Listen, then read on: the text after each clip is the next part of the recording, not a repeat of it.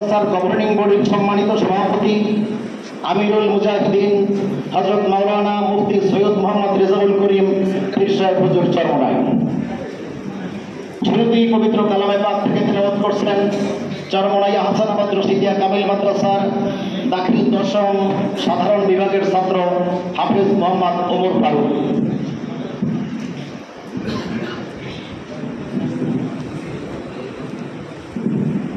السلام عليكم ورحمة الله وبركاته. أعوذ بالله من الشيطان الرجيم. بسم الله الرحمن الرحيم.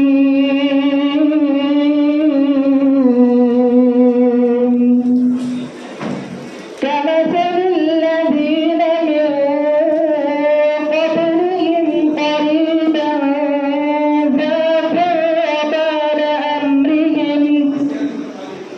ولهم عذاب أليم.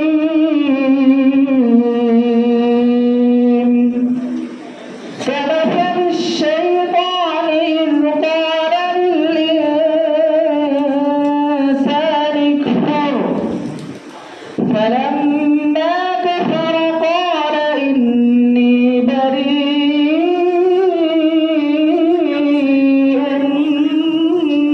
منك إني أخاف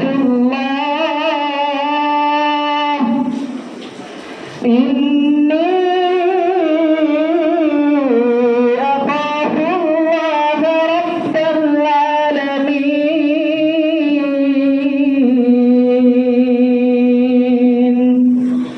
صدق الله العظيم.